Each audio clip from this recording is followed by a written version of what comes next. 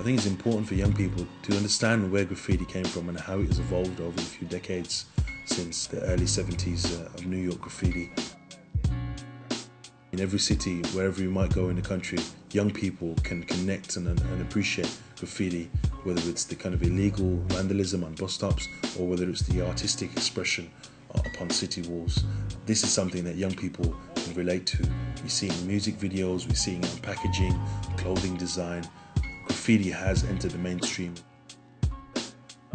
It's important to engage with them on that level and give them an appreciation of how it has evolved in order for them to understand how we can use graffiti in a kind of a positive form.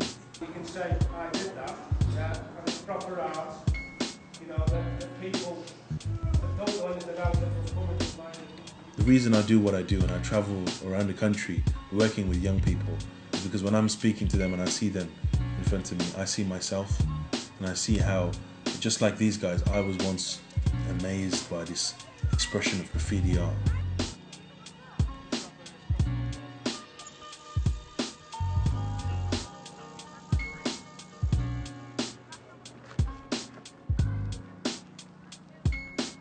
Rather than just creating art for art's sake, it's important for me that to use the artistic expression to be able to make a change for the better in our society. I think it's important for young people to work together as a team and have a kind of a shared vision of a one concept in a wall, working on it together, and even be able to criticize one another in a kind of a positive way.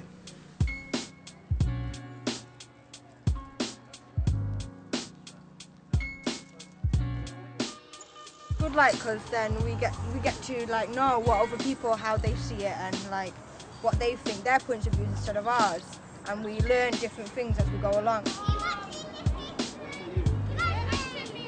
Graffiti is an accessible art form. It was art that kind of came outside of the gallery space. Art was coming out literally onto the streets, and this is why young people can connect with it, because it's not something that you have to go and pay an admission fee to go and see art within a confined space. Graffiti could be on any form. It could be on the walls, it can be on canvas, it can be on clothing. Often we'll even have a kind of a workshop session for them to be able to put their kind of graffiti expression onto clothing, and they're able to take something home with them.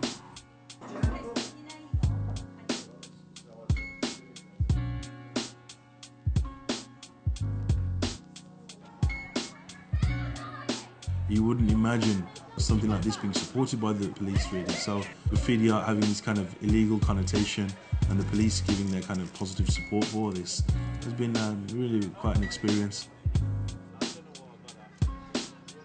For communities to stay isolated means that ignorance is bred. If ignorance is bred, then community tensions can be generated through that ignorance of what the other people understand. If there are issues, if there are tensions, then the only way you can resolve it is face-to-face talking, understanding and moving forward together as one community, which is what we are. You know, this is Warrington town. You know, these kids are from all over the county. But for 1 day, 2 days, you know, they've been together as one community, and it's worked, it's functioned. You know, there's no tensions here. It's all about, you know, the artwork. It's all about a common purpose.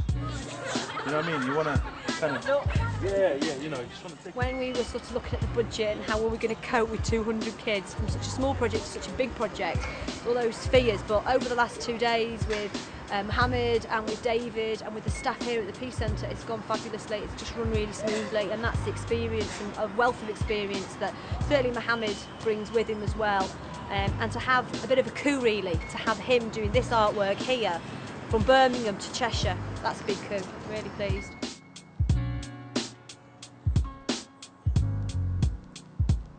What I want you to do is I like to have a good structure in place where I can spend time working with a kind of set number of young people. Each and every one I have some time with, and I'm able to explain to them, think about the message, what we're painting on this wall.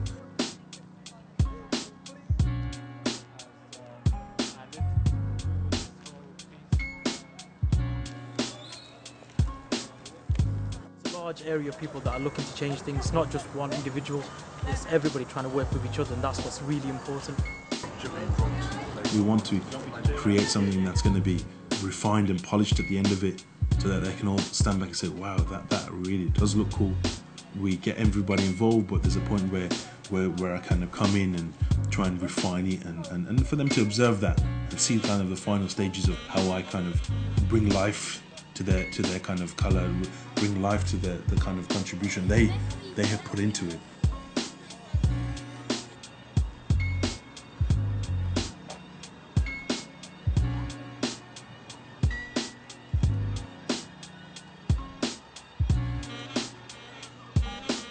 A lot of my projects certainly have a side to them which is something deeper for one to reflect upon, and often I'll pay a tribute towards really serious issues that I want people to think about. Might not be nice messages, but you know, not all art is nice. You know, we want people to start thinking.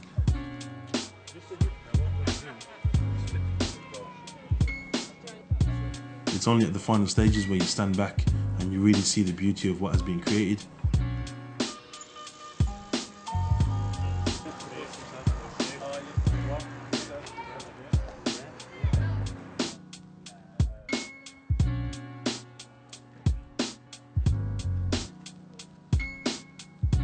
I often have to kind of take a minute out and just think, why am I doing this? Remind myself of the purpose of my intention. What was my goal? What am I trying to achieve from this project? I want to be able to inspire these young people. These young people now, limited amount of contact I will have with them for one day. Hopefully we'll inspire them for generations to come.